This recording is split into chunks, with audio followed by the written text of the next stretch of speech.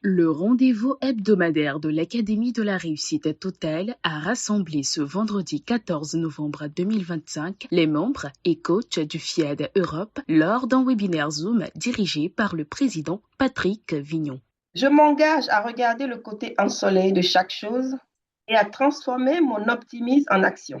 I commit myself to be so serene to worry, so novel to be hungry. Après une salutation solennelle adressée au FIAD par le coach Alvin Ackley, les participants ont été officiellement installés grâce au décret de bienvenue prononcé par le président FIAD Europe, le coach Katakbaou Touré Ousmane. Je salue le divin en chacun de vous. Nous devons oublier toutes nos connaissances, mettre la balle par terre, oublier tout ce que nous connaissons et écouter, et vraiment écouter ce que les orateurs divinement choisis vont nous partager. Je nous promets, quand nous allons faire cela, nous n'allons pas ressortir de cette académie comme nous sommes rentrés. Je nous décrète la bienvenue dans cette académie de la réussite totale. Le thème introductif « Dieu ne bénit pas les intentions, il bénit les actions » a ouvert le balai des exhortations. Il a été brillamment développé par le coach Boko Marie-Laure, chargé du service clientèle à IATA. Combien d'entre nous ont eu de bonnes intentions sans jamais passer à l'action? Oui, les intentions ne suffisent pas. Il ne suffit pas d'avoir de bonnes intentions pour voir la chose se réaliser. Ce sont nos actes qui déclenchent la bénédiction divine. Oui, Dieu ne bénit pas les intentions, mais les actions. Il souligne que si les bonnes intentions sont importantes, ils n'ont de valeur aux yeux de Dieu que lorsque nous les traduisons par des actions concrètes. Oui, c'est dans l'action que la bénédiction se manifeste. Dieu n'honore que la foi active. J'ai beau dire la foi, j'ai la foi, mais si je n'ai aucune œuvre qui manifeste ma foi, comment pourrait-on dire qu'effectivement j'ai la foi? Dans la Bible, les miracles ont toujours été suivis par une action. Les intentions sont importantes, mais ce n'est qu'un point de départ. C'est l'action qui est la clé qui ouvre à la bénédiction. Si tu as un rêve ce soir, ne reste pas dans l'intention. Fais le premier pas. Dans la deuxième exhortation, c'est la voix de la présidente Virginie Yao qui a été écoutée. Commencer, c'est créer le possible. Tout progrès, toute transformation commence par un premier pas posé. On parle de discipline, de persévérance, mais le véritable acte fondateur de toute évolution, c'est le commencement. C'est le moment où l'idée quitte la tête pour entrer dans le réel. Commencer paraît simple quand on parle comme ça, mais c'est souvent la partie la plus difficile en réalité. Parce que nous avons la peur de l'échec qui peut nous paralyser. Nous avons le doute ou nous souhaitons également parfois que tout soit parfait avant qu'on puisse commencer. Le commencement n'a pas besoin d'être parfait, il doit juste exister. Un petit pas crée une dynamique suffisamment puissante pour entraîner les suivants. Un petit pas aujourd'hui sera un grand changement demain. Ce qui bloque le plus des personnes, ce n'est pas la difficulté de l'action, mais la volonté que tout soit parfait dès le départ. Donc en réalité, on n'a pas besoin d'être prêt pour commencer, mais on doit juste être en mouvement. En résumé, tu n'as pas besoin d'un plan parfait, tu dois juste commencer.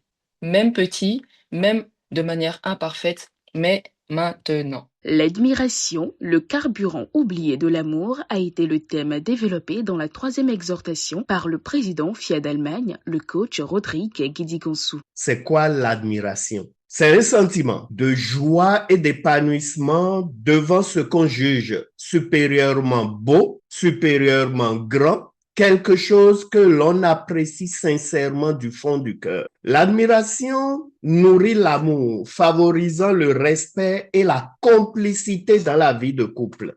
Pour qu'il y ait une relation de couple épanouie et durable, il faut qu'il y ait aussi l'admiration mutuelle des partenaires. Admirer l'autre personne pour ses forces, ses talents, ses qualités, ses réalisations, sa façon d'être, son caractère, peut favoriser une bonne et belle vie de couple. Que faut-il faire pour cultiver et exprimer l'admiration? L'admiration étant une émotion, c'est quelque chose d'individuel. Vous savez donc mieux que quiconque ce que vous admirez chez l'autre personne. L'essentiel est de le dire à votre partenaire en étant bien sûr précis. Être présent pour votre partenaire en soutenant ses projets et ses passions. Respecter et écouter les opinions de l'autre, même si vous avez des points de vue différents. Ne pas cultiver et exprimer son admiration conduit la vie de couple à une communication pauvre ou inexistante. Mon exercice à chacun de nous ce soir, c'est de se poser la question: qu'est-ce que j'admire chez mon partenaire ou ma partenaire? Et cultiver cela pour mettre du carburant dans la voiture qui est notre vie de couple. Enfin, la dernière exhortation consacrée à la gestion de l'attente sans perdre la foi a été développée par le coach Katakbao Touré Nassi, assistante trilingue. Comment réagis-tu quand les résultats tardent à venir alors que tu as tout donné? Parfois,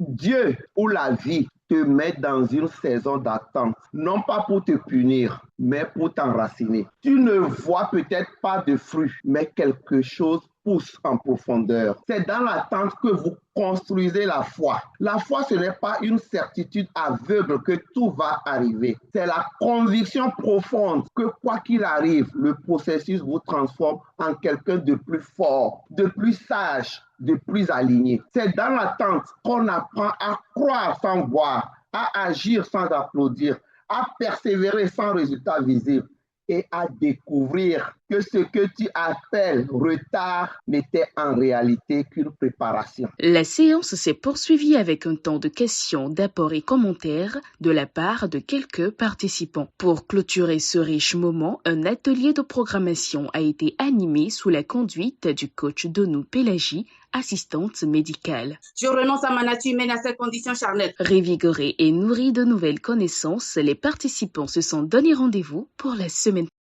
Je suis lumière pour la